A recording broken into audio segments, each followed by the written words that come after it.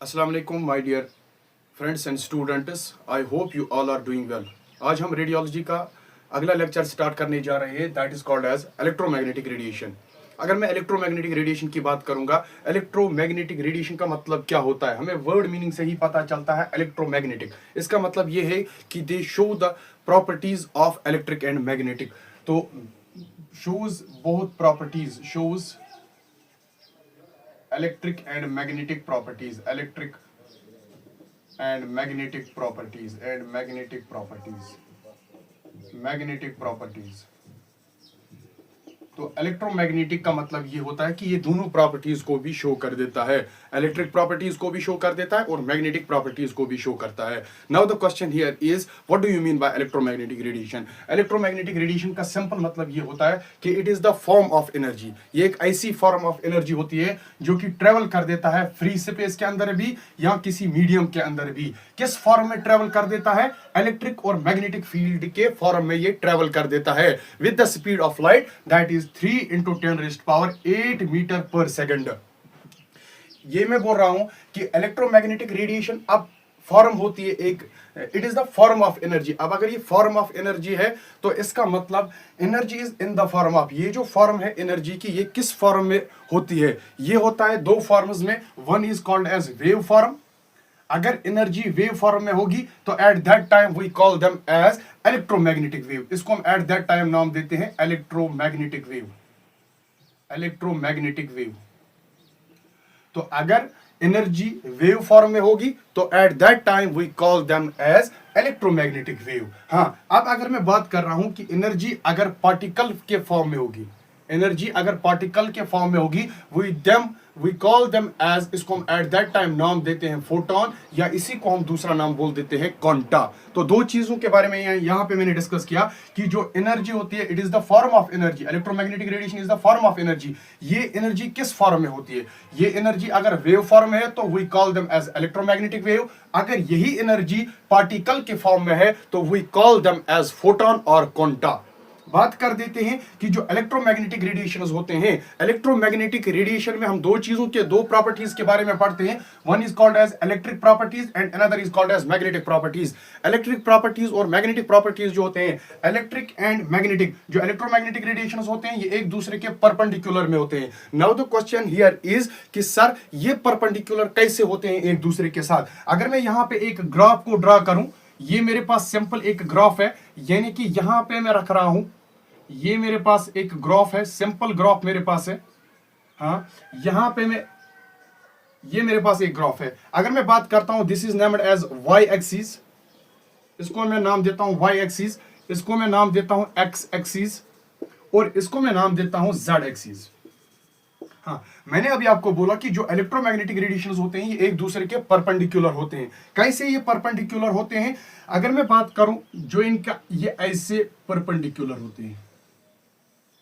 हाँ, तो अगर मैं इस तरीके से देखूं, यहां पे मैं शो कर रहा हूं इलेक्ट्रिक फील्ड को, यहां पे मैं शो कर रहा हूं इलेक्ट्रिक फील्ड को, इलेक्ट्रिक फील्ड को शो कर रहा हूं। अगर मैं बात कर रहा हूं इसके नीचे, अब ये जो अगर हमारे पास ये यहां पे जो फ्रीक्वेंसी है, यहां पे जो ये ट्रेवल कर रहा है, ये एक्स एक्स के डायरेक्शन में ट्रेवल कर रहा है।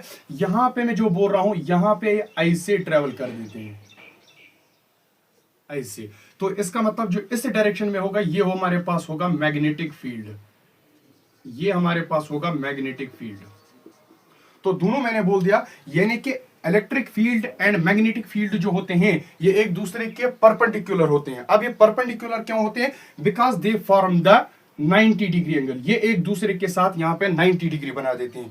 और चाहे इलेक्ट्रिक फील्ड की बात करूं या मैग्नेटिक फील्ड की बात करूं, ये किस डायरेक्शन में ट्रेवल कर देते हैं? ये डायरेक्शन एक्स एक्सिस के डायरेक्शन में ट्रेवल कर देते हैं, यानी कि ये प्रोपागेट कर देते हैं अलोंग विथ एक्स एक्सिस। तो इलेक्ट्रिक फील्ड और मैग्नेटिक फील्ड ये दोनों प्रोपागेट कर देते हैं along with the X axis. तो magnetic field is along with the Z axis. अगर मैं इलेक्ट्रिक फील्ड की बात करता हूं, it is along with the X axis. Propagate किस डायरेक्शन में कर देते हैं? एक्स एक्सिस के डायरेक्शन में। और दोनों एक दूसरे के साथ कैसा बना देता है? ये एक दूसरे के साथ 90 डिग्री एंगल बना देते हैं। क्लियर बात? शाबाश। आगे बढ़ते हैं कि अब यहां पे क्वेश्चन फिर से अराइज होता है कि अगर ये इलेक्ट्रिक फील्ड और मैग्नेटिक फील्ड एक दूसरे के परपेंडिकुलर होते हैं, जो इनके चार्जेस होंगे वो कैसे, क्या अगर चार्जेस रेस्ट में हैं, मैं ये बात कर रहा हूं कि if charges are in rest, अगर स्टैटिक चार्जेस हमारे पास है एट दैट टाइम, यहां पे जनरेट करते हैं ये किसको, ये जनरेट कर देते हैं इलेक्ट्रिक फील्ड को। अगर चार्जेस स्टैटिक है या रेस्ट में अगर चार्जेस है तो at that time electric field को जनरेट कर देते हैं। हाँ, अब अगर चार्जेस मोशन में है, यानी कि चार्जेस मूव कर रहे हैं एक जगह से दूसरी जगह, तो एट दैट टाइम ये जनरेट कर देते हैं मैग्नेटिक फील्ड को, ये जनरेट कर देते हैं मैग्नेटिक फील्ड को। तो चार्जेस अगर स्टैटिक है या रेस्ट में है तो जनरेट कर देते हैं इलेक्ट्रिक फील्ड को, अगर चार्जेस मोशन में है तो एट दैट टाइम ये जनरेट कर देते हैं मैग्नेटिक फील्ड को। और उसके साथ साथ यहां पे मैं बोल रहा हूं कि जो इलेक्ट्रिक और मैग्नेटिक फील्ड्स होते हैं, चाहे यहां पे इलेक्ट्रिक फील्ड की बात हो या चाहे मैग्नेटिक फील्ड की बात हो, दोनों एक दूसरे के परपेंडिकुलर है, दोनों 90 डिग्रीज बना देते हैं, प्रोपागेट कर देते हैं along with the X axis. मगर यहां पे क्वेश्चन ये है कि इन इलेक्ट्रिक फील्ड और मैग्नेटिक फील्ड को कौन प्रोड्यूस कर देता है, चाहे इलेक्ट्रिक हो या चाहे मैग्नेटिक फील्ड हो, दोनों को प्रोड्यूस कर देता है बाय द एक्सेलरेटिंग चार्जेस। तो एक्सेलरेटिंग चार्जेस इलेक्ट्रिक फील्ड को भी और मैग्नेटिक फील्ड दोनों को प्रोड्यूस कर देते हैं accelerating charges. Now here is the examples of the electromagnetic radiation. कौन कौन से एग्जांपल्स हमारे पास है इलेक्ट्रोमैग्नेटिक रेडिएशंस की? पहले अगर मैं एग्जांपल की बात करूंगा, हमारे पास पहले ही आते हैं गामा रेज। गामा रेज की अगर मैं बात करूं, हमारे पास यूज में लाए जाते हैं इन द न्यूक्लियर मेडिसिन। इसी तरह अगर मैं एक्सरेज की बात करूंगा, एक्सरेज हम मेडिकल इमेजिनिंग में यूज कर देते हैं, डायग्नोस्टिक रेडियोलॉजी में यूज कर देते हैं। इसी तरह अल्ट्रावायलेट रेज जो हम सनबर्न से मिलते हैं। इसी तरह विजिबल लाइट, जिनसे ये विजिबल लाइट ह्यूमन बींग्स इस्तेमाल में लाते हैं ताकि ये चीजों को देख पाए। उसके बाद इंफ्रारेड रेज जो हमारे पास रिमोट कंट्रोलर्स होते हैं उनमें यूज होता है। इसी तरह माइक्रोवेव्स आता है, रेडियो वेव्स आता है, इनको हम रेडियो टेलीविजन के अंदर यूज में लाते हैं। तो ये था हमारे पास इलेक्ट्रोमैग्नेटिक रेडिएशन। अब इलेक्ट्रोमैग्नेटिक रेडिएशन के दो टाइप्स होते हैं। वन इज कॉल्ड एज, एक को हम नाम देते हैं आयनाइजिंग रेडिएशंस और दूसरे को हम नाम देते हैं नॉन आयनाइजिंग रेडिएशंस। तो वर्ड से भी हमें थोड़ा सा पता चलता है कि आयन, दूसरा यहां पे नॉन आयन। अब आयोनाइजिंग रेडिएशंस और नॉन आयोनाइजिंग रेडिएशंस की बीच की डिफरेंस क्या क्या होती है, तो देखते हैं। आयोनाइजिंग रेडिएशंस वो रेडिएशंस होते हैं जिनके पास बहुत ज्यादा एनर्जी होती है ताकि वो रिमूव करे टाइटली बॉन्ड इलेक्ट्रॉन्स किसी भी एटम से। अगर मैं एक एटम की बात करूंगा, एक एटम के अंदर तो न्यूक्लियस पाया जाता है और उसके ऑर्बिटल्स यानी कि शेल्स होते हैं। जो शेल्स या ऑर्बिटल्स होते हैं वहां पे जो इलेक्ट्रॉन्स पाए जाते हैं, इसका मतलब आयोनाइजिंग रेडिएशंस के पास बहुत ज्यादा एनर्जी होती है ताकि वो उस एटम से उन टाइटली बॉन्ड इलेक्ट्रॉन्स को रिमूव कर सके और उसके बाद उस एटम को किस में कन्वर्ट करे, आयन्स में कन्वर्ट करे, उस एटम को ये आयनाइज करे। इसका मतलब हम ये भी बोल सकते हैं कि ionising radiations are that radiations when we interact with the matter, जब ये इंटरैक्ट करते हैं मैटर के साथ and then converts into the ions, ये वहां पे पॉजिटिव और नेगेटिव आयन्स में उसको कन्वर्ट कर देता है। उन वाले रेडिएशंस को हम नाम देते हैं आयनाइजिंग रेडिएशंस। तो यहां पे मैंने लिखा है कि radiations that have enough energy to remove the tight bond electrons from the atom and turning them into ions, उसके बाद ये कन्वर्ट कर देता है इनको पॉजिटिव और नेगेटिव आयन्स में। इन वाले रेडिएशंस को हम नाम देते हैं आयनाइजिंग रेडिएशंस। या हम सेकंड वाली डेफिनेशन भी लिख सकते हैं कि ionising radiations are those radiations when we interact with the matter. जब आयनाइजिंग रेडिएशंस इंटरैक्ट करते हैं मैटर के साथ then it converts into ions, positive and negative ions. तो that radiations are called as ionising radiations. अब जो ionising radiations होते हैं, आयनाइजिंग रेडिएशंस कॉज कर देते हैं बायोलॉजिकल इफेक्ट्स को। इसका मतलब बायोलॉजिकल इफेक्ट्स का मतलब क्या होता है, it can damage the living tissue. ये लिविंग टिश्यू को डैमेज कर सकते हैं, हमारे डीएनए को डैमेज कर सकते हैं। अब अगर ये डैमेज कर देते हैं तो डीएनए को डैमेज कर देते हैं, हमारे टिश्यूज को डैमेज कर देते हैं, हमारे सेल्स को डैमेज कर देता है। उससे क्या हो सकता है, हमारे बॉडी के अंदर म्यूटेशंस हो सकते हैं। म्यूटेशन की वजह से फिर एक इंसान के अंदर कैंसर भी पैदा हो सकता है या रेडिएशन सिकनेस भी हो सकता है। क्लियर बात। अगर मैं एग्जांपल करूं आयनाइजिंग रेडिएशंस की, हमारे पास कौन कौन से आयनाइजिंग रेडिएशंस है। आयनाइजिंग रेडिएशंस में पहले ही हमारे पास आते हैं गामा रेज, हमारे पास आते हैं एक्स रेज, ये भी आयनाइजिंग रेडिएशंस है। हमारे पास अल्ट्रावायलेट रेज है, ये भी हमारे पास आयनाइजिंग रेडिएशंस है। हमारे पास अल्फा रेज है, ये भी आयनाइजिंग रेडिएशंस है। तो these are the ionising radiations which can damage the living tissue and DNA and may cause cancer and radiation sickness. तो ये हमारे पास होते हैं ionising radiations. Apart from this, अगर मैं बात करता हूं नॉन आयनाइजिंग रेडिएशंस की, नॉन आयनाइजिंग रेडिएशंस वो रेडिएशंस होते हैं जो इंटरेक्ट तो मैटर के साथ करते हैं मगर वहां पे आयन उसको प्रोड्यूस नहीं करते हैं। तो ये यहां पे मैंने थोड़ा सा लिखा है कि radiation that does not have enough energy, इनके पास ज्यादा एनर्जी नहीं होती है तब जाके ये एटम्स या मॉलिक्यूल्स को आयनाइज नहीं करते हैं। सेकंड वाली डेफिनेशन हम ये भी बोल सकते हैं कि non ionising radiations are that radiations when we interact with the matter and then they do not produce ions, वहां पे ये ions को produce नहीं करते हैं।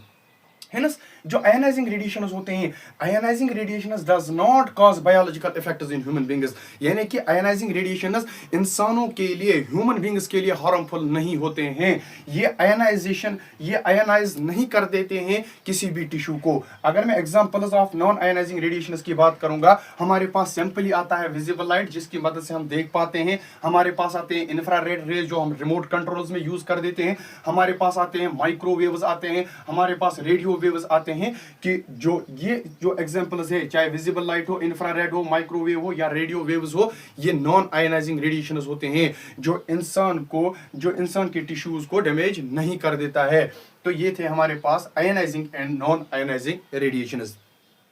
उसके बाद यहाँ पे जो हमने रेडिएशंस पढ़े, चाहे गामा रेज हो, एक्स रेज हो, अल्ट्रावायलेट, विजिबल, इंफ्रारेड, माइक्रोवेव्स या रेडियो वेव्स, ये जो हमारे पास रेज है, ये जो हमारे पास रेडिएशंस है, इन रेडिएशंस को हम एक स्पेक्ट्रम में लाकर खड़ा कर देते हैं, that are called as electromagnetic spectrum. Now the question here is कि what do you mean by electromagnetic spectrum. Electromagnetic spectrum जैसी सिंपल हमने देखा है कलर, जैसे हमने विबगोर देखा, उसमें 7 कलर्स पाए जाते हैं, इसी तरह इसी स्पेक्ट्रम के अंदर हमारे पास 7 रेडिएशंस पाए जाते हैं। ये जो रेडिएशंस होते हैं, ये जो इलेक्ट्रोमैग्नेटिक स्पेक्ट्रम होता है, इस स्पेक्ट्रम के अंदर क्या क्या पाया जाता है?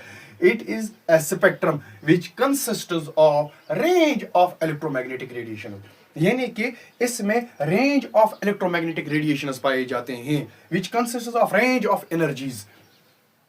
इन टर्म्स ऑफ किस किस के टर्म में? एक हमारे पास आता है वेवलेंथ और दूसरा हमारे पास आता है फ्रीक्वेंसी। तो electromagnetic spectrum is that very spectrum which consists of range of energies, which consists of range of electromagnetic radiation in terms of wavelength and frequency. इसी को हम नाम देते हैं इलेक्ट्रोमैग्नेटिक स्पेक्ट्रम। तो अगर मैं पहले रेज की बात कर देता हूं, पहले रेडिएशंस की बात करता हूं, फर्स्ट मेरे पास आता है जिसको हम नाम देते हैं गामा रेज। तो अभी मैंने बोला कि गामा रेज जो है इसको हम न्यूक्लियर मेडिसिन के अंदर इस्तेमाल में लाते हैं। जो गामा रेज होते हैं, गामा रेज के पास एनर्जी ज्यादा होती है और जो फ्रीक्वेंसी होती है, फ्रीक्वेंसी भी इसकी हाई होती है और वेवलेंथ कम होती है। अगर मैं गामा रेज की फ्रीक्वेंसी की बात करूंगा 10⁻⁻12 इसकी फ्रीक्वेंसीज होती है। अगर मैं इसके वेवलेंथ की बात करूंगा, वेवलेंथ तो इसकी लो होती है, दैट इज 3 × 10⁻16। अगर मैं इसकी एनर्जी की बात करूंगा, एनर्जी इसकी ज्यादा होती है और इसको हम न्यूक्लियर मेडिसिन के अंदर इस्तेमाल में लाते हैं। इसी तरह अगर मैं सेकंड वाले रेडिएशन की बात करूंगा जिसको हम डायग्नोस्टिक या मेडिकल इमेजिंग में इस्तेमाल में लाते हैं, that are the x-rays. X-rays की जो फ्रीक्वेंसी होती है दैट इज 10⁻⁻⁻⁹ इसकी क्या होती है? इसकी वेवलेंथ, तो इसकी फ्रीक्वेंसी होती है। तो एक्सरेज की फ्रीक्वेंसी जो होती है दैट इज 10⁻⁹ इसी तरह अगर अल्ट्रावायलेट रेज की बात करता हूं, अल्ट्रावायलेट रेज की जो फ्रीक्वेंसी होती है that is 10⁻⁻8। 10⁻⁸ is the frequency of UV rays. इसी तरह विजिबल लाइट के अपने अपने होते हैं, ये रेंज अलग अलग रेंज के होते हैं। इसी तरह अगर मैं इंफ्रारेड रेज की बात करूंगा, इनकी फ्रीक्वेंसी क्या होती है? इनकी फ्रीक्वेंसी आती है 10⁻⁴। इसी तरह माइक्रोवेव्स की अगर बात करता हूं, माइक्रोवेव्स की फ्रीक्वेंसी आती है दैट इज 10⁻⁻2। इसी तरह रेडियो वेव्स की अगर बात करूंगा, इनकी फ्रीक्वेंसी आती है दैट इज 10⁻2 शायद, हाँ 10⁻2 आता है, यहाँ पे -2 और यहाँ पे 2। तो ये इनकी यानी कि इस गामा रेज की फ्रीक्वेंसी कम होती है। अगर मैं इसकी फ्रीक्वेंसी देखूंगा तो इसकी फ्रीक्वेंसी ज्यादा होती है, इसकी फ्रीक्वेंसी कम होती है। अगर मैं यहाँ पे देखूं वेवलेंथ की बात करूंगा, गामा रेज की वेवलेंथ कम होती है, इनकी वेवलेंथ ज्यादा होती है। अगर मैं गामा रेज की बात करूंगा, एनर्जी इनकी ज्यादा होती है, रेडियो वेव्स की बात करूंगा, एनर्जी कम होती है। अगर मैं गामा रेज की बात करूंगा, इनको हम न्यूक्लियर मेडिसिन के अंदर इस्तेमाल में लाते हैं। रेडियो फ्रीक्वेंसी की बात करूंगा, इनको हम मैग्नेटिक रेजोनेंस इमेजिंग में इस्तेमाल लाते हैं, यानी कि MRIs में इस्तेमाल लाते हैं। इसी तरह हमारे पास एक्सरेज होते हैं जिनको हम डायग्नोस्टिक इमेजिंग में यूज कर देते हैं। देते हैं या मेडिकल इमेजिनिंग में यूज कर देते हैं। यूवी रेज, अल्ट्रावायलेट रेज जो हमें सन से मिलते हैं, विजिबल लाइट जिनसे हम खुद इस्तेमाल करते हैं, जिनसे हम चीज़ों को देख पाते हैं, इंफ्रारेड रेज आते हैं जो हम रिमोट कंट्रोल्स के अंदर यूज कर देते हैं। ये था हमारे पास एक इलेक्ट्रोमैग्नेटिक स्पेक्ट्रम। यहाँ पे मैं एक बात कहना भूल गया कि यहाँ पे जो वेव लेंथ होती है, वेव लेंथ का मतलब क्या होता है? वेव लेंथ का मतलब ये होता है कि यहाँ से लेकर यहाँ तक की डिस्टेंस, यहाँ से लेकर यहाँ तक की डिस्टेंस को हम नाम देते हैं wavelength. The distance between two consecutive peaks, इस कंसेक्यूटिव पीक से इस कंसेक्यूटिव पीक की जो डिस्टेंस होती है उसको हम नाम देते हैं wavelength. The distance between two consecutive peaks are called as wavelength. तो ये था आज हमारा lecture, electromagnetic radiation, types of electromagnetic radiation और हमारे पास इलेक्ट्रोमैग्नेटिक स्पेक्ट्रम। आई होप कि आपको ये सारा क्रिस्टल क्लियर हुआ होगा। अगर आपको कोई भी डाउट हो, कोई भी क्वेरी हो, आप मुझे कमेंट बॉक्स में पूछ सकते हो। थैंक्स।